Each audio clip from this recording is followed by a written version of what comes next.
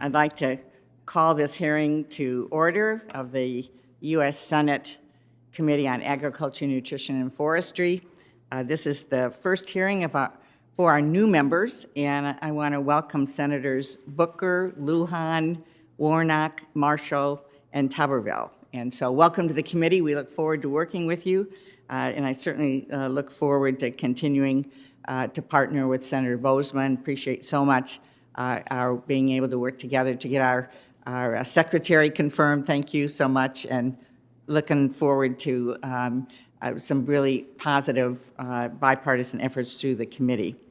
I'm so pleased to be holding our first policy hearing this Congress on the climate crisis, a topic that is critical to the future of every farmer, every rancher, every forester in the country. Just ask our Michigan cherry growers who experienced an unseasonably warm spring followed by a late freeze that destroyed their entire crop in 2012, and they've had challenges ever since. Or the foresters in communities out west who spent years growing trees and building their outdoor recreation economies, only to watch those potential dollars literally go up in flames from worsening wildfires. Or the countless farmers in the Southeast who've seen their fields ripped apart by destructive hurricanes. The climate crisis might seem insurmountable, but our farmers and foresters are an important part of the solution. Right now, sustainable practices on farms and forests are helping producers cut down on their emissions and pull carbon out of the air and store it in the soil, roots, and trees. The foundation of this vision is the Bipartisan Growing Climate Solutions Act, which I am pleased to have introduced last session with Senator Mike Braun. This is common sense legislation to establish a structure at the U.S. Department of Agriculture to help farmers, foresters, and others implement climate smart practices and tap into new economic opportunities. Our legislation enables producers to build new streams of income through innovative carbon markets. Many farmers are interested in this opportunity, but just don't know how to get started, and that's what I hear in Michigan, and that's understandable. While the potential of carbon markets and addressing other serious greenhouse gases as well is very promising, I want to acknowledge that they aren't going to work for everyone as well. But that doesn't mean farmers can't embrace climate-smart farming and still benefit.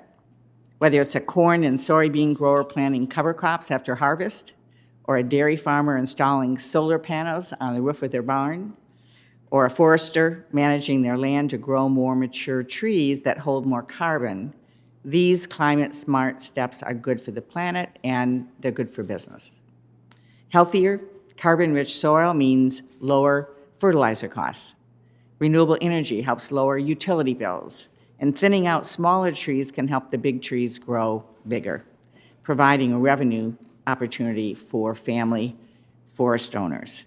These approaches are working. They make sense. And now it's time to dramatically scale up this work through policies that are voluntary, producer-led, and bipartisan. To do that, we need strong coalitions. The Food and Agriculture Climate Alliance, made up of nearly 60 leading organizations, is one of them. We're so appreciative of their leadership.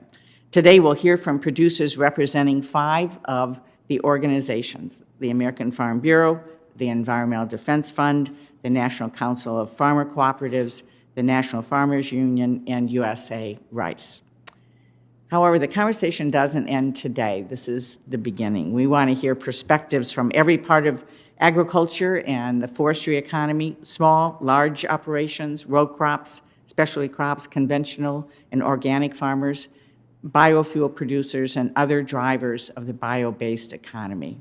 We also need to bring the research community, land-grant universities, and other perspectives into this dialogue. Grassroots organizations focused on equity and frontline communities are vital to this discussion, and we'll continue to engage them. Additionally, trees and forests have the ability to store hundreds of millions of tons of carbon, a reality recognized by another impressive coalition in this space called the Forest Climate Working Group. That's why I've introduced two bipartisan forestry climate bills, one with Senator Portman, another with Senator Braun, that support responsible tree planting and climate-smart forest management as tools to address the climate crisis. I look forward to working with all the members of the committee and our co-sponsors to reintroduce both of these bills in the coming weeks and moving them forward as well. In advance of this hearing, we've received a number of supportive letters and statements from important stakeholders, which I now request be added to the record without objection. Right now, everyone in agriculture and forestry should make their voices heard, because now is the time to act. Now is the time for us to lead. We can't afford to wait any longer, and I'm very proud to see so much leadership going on from our agriculture and forestry community.